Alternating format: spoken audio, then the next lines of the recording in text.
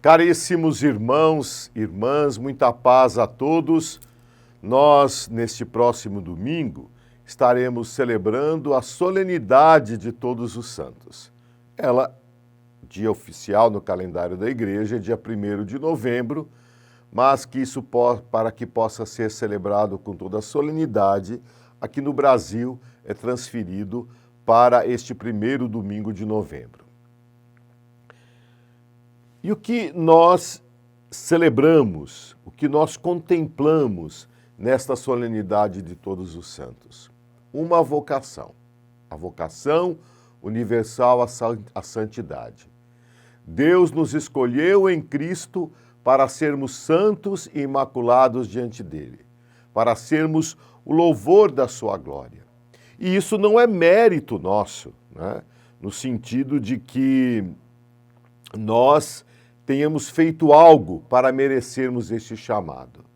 O Senhor nos chama, nós respondemos sim ao seu chamado e correspondemos a este dom que Deus nos dá.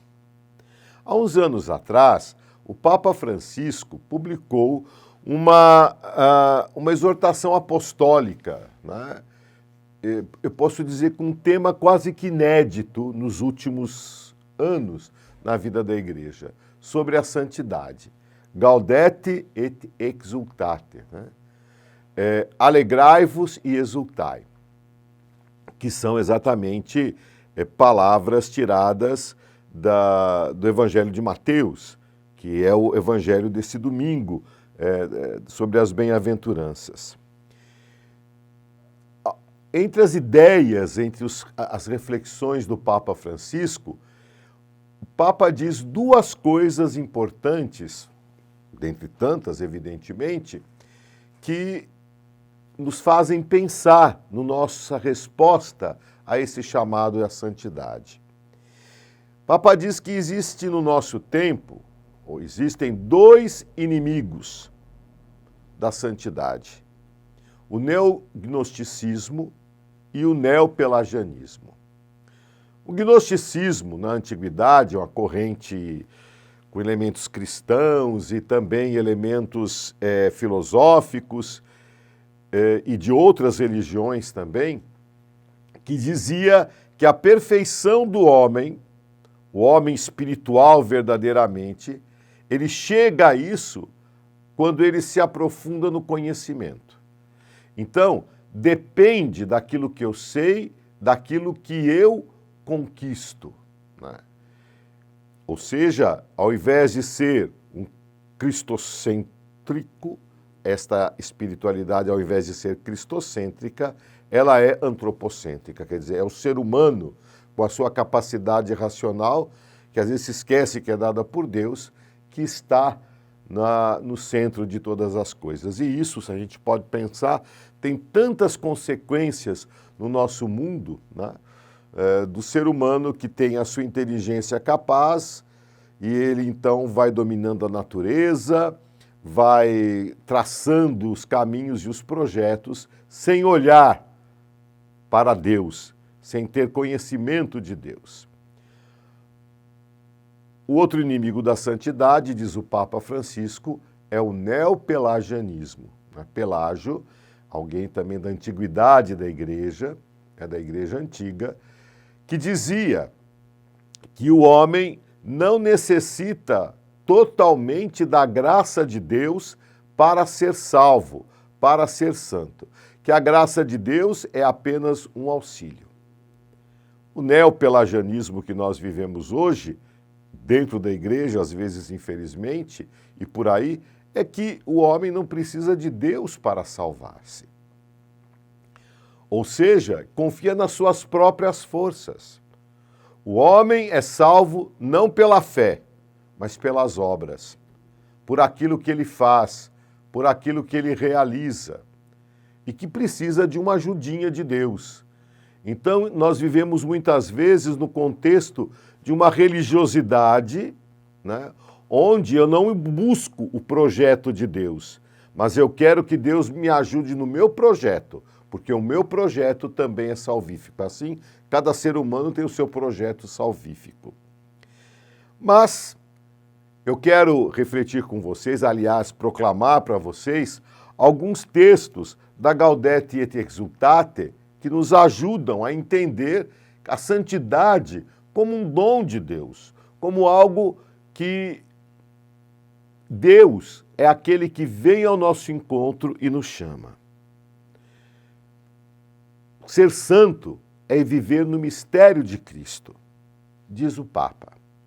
Nem tudo o que um santo diz é plenamente fiel ao Evangelho. Nem tudo o que faz é autêntico ou perfeito.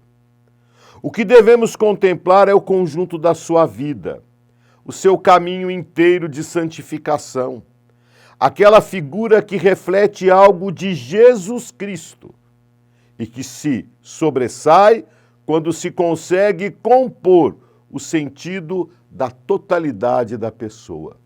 O Papa está falando dessa opção fundamental por Jesus Cristo. Sobre a essência da santidade, podem haver muitas teorias, abundantes explicações e distinções. Uma reflexão do gênero poderia ser útil, mas não há nada de mais esclarecedor do que voltar às palavras de Jesus e recolher o seu modo de transmitir a verdade. Jesus explicou com toda a simplicidade o que é ser santo. Assim o fez quando nos deixou as bem-aventuranças. Estas são como que o bilhete de identidade do cristão. Assim, se um de nós se questionar sobre como fazer para chegar a ser um bom cristão, a resposta é simples. É necessário fazer, cada qual a seu modo, aquilo que Jesus disse no Sermão das Bem-aventuranças. Nele está delineado o rosto do Mestre, que somos chamados a deixar transparecer no dia a dia da nossa vida. A palavra feliz ou bem-aventurado torna-se sinônimo de santo, porque expressa que a pessoa fiel a Deus e que vive a sua palavra alcança, na doação de si mesma, a verdadeira felicidade. Estas palavras de Jesus, que nós daqui a pouco vamos ouvir no Evangelho deste domingo, não obstante possam até parecer poéticas, estão decididamente na contracorrente ao que é habitual, àquilo que se faz na sociedade. E embora a mensagem de Jesus nos fascine, na realidade, o mundo conduz-nos para outro estilo de vida. As bem-aventuranças não são absolutamente um compromisso leve ou superficial.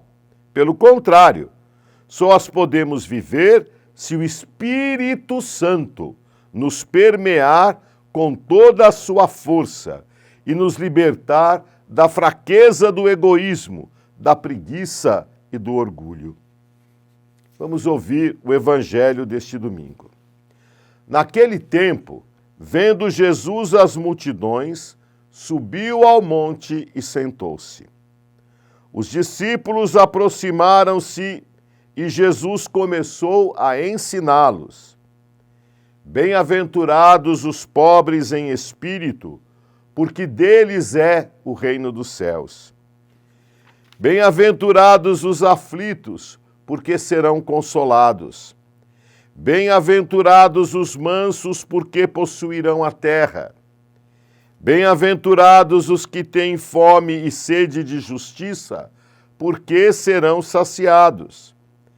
Bem-aventurados os misericordiosos, porque verão a Deus. Bem-aventurados os que promovem a paz, porque serão chamados filhos de Deus. Bem-aventurados os que são perseguidos por causa da justiça, porque deles é o reino dos céus.